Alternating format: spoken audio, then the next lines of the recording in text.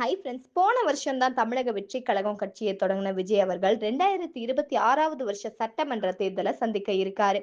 இதுக்காகவே பல வியூகங்கள வகுத்து காய்கள நகர்த்திட்டு வர்ற அவரு, கட்சியுடைய கட்டமைப்ப வலுப்படுத்துறதுலயும் மும்முரமா ஈடுபட்டு வராரு. பூத் கமிட்டி உறுப்பினர்கள நியமிக்கிறது, அவங்களுக்கு தொழில்நுட்ப ரீதியிலான ஆலோசனைகள வழங்கி களத்துக்கு தயார்படுத்துறதுன்னு தாவேகா முன்னணி நிர்வாகிகளும் பம்பரமா சுத்தி வேலை பார்த்துட்டு வராங்க. தமிழக வெற்றி கழகத்தினுடைய பிரத்யேக உறுப்பினர் சேர்க்கைக்காக கடந்த ஜூலை மாசம் 30ஆம் தேதி மை டிவிகே ஆப் செயலியை அறிமுகம் செஞ்ச விஜய் அவர்கள் வெற்றி பேரணியில் தமிழ்நாடு அப்படிங்கிற பிரச்சாரத்தின் கீழே இந்த செயலியை பயன்படுத்தி இல்லந்தோறும் போய் உறுப்பினர்களை இணைக்கிறதுக்கு கட்சி நிர்வாகிகளுக்கு கட்டளையிட்டு இருக்காரு. அடுத்து ஆகஸ்ட் 25ஆம் தேதி மதுரையில தாவேகா 2வது மாநில மாநாடு நடைபெறும் அப்படின்னு அறிவிச்சாரு. ஆனா மாநாடு முடிஞ்ச ஒரு நாள் இடைவெளியில விநாயகர் சதுர்த்தி விழா வர்றனால காவல்துறை கேட்டுக்கொண்டதுனால அறிவிச்ச தேதிக்கு முன்னாடியே ஆகஸ்ட் 21ஆம் தேதியே மாநாடு நடைபெறும் அப்படின்னு விஜய் அறிவிச்சிருக்காரு. மாநாட்டுக்கான பணிகள் பிரம்மாண்டமா நடந்துட்டு வர நிலையில தாவேகாவுடைய கொள்கை விளக்க பொதுக்கூட்டங்களை நடத்துறதுக்குமே தாவேகா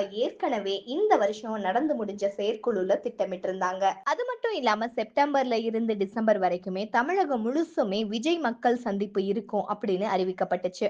இந்த நிலையில தான் செப்டம்பர்ல பாதியில பிரபல நேஷனல் மீடியா நடத்துற அரசியல் நிகழ்ச்சியில கலந்துகிட்ட விஜய் அவர்களுக்கு அழைப்பு விடுக்கப்பட்டிருக்கு. அதே நிகழ்ச்சியில கலந்துக்க முதல்வர் மு.க. ஸ்டாலின் அவர்கள், எதிர்க்கட்சி தலைவர் எடப்பாடி பழனிசாமி, தமிழ்நாட்டினுடைய அரசியல் கட்சி தலைவர்கள் பலரும் கலந்துக்க இருக்கிறதா தகவல்கள் வெளியாயிருக்கு. ஒவ்வொரு நாளுமே ஒரு அரசியல் தலைவரை கூப்பிட்டு தென்னிந்திய அளவிலான அந்த கான்க்ளேவ் நிகழ்ச்சியை நடத்த திட்டமிட்டு இருக்கிறதா சொல்லப்படுது. அதனாலேயே நிகழ்ச்சியில கலந்துக்க போற அரசியல் தலைவர்கள் நேர்ல ஒரே மேடையை பகிர்ந்துக்க வாய்ப்பே இல்ல.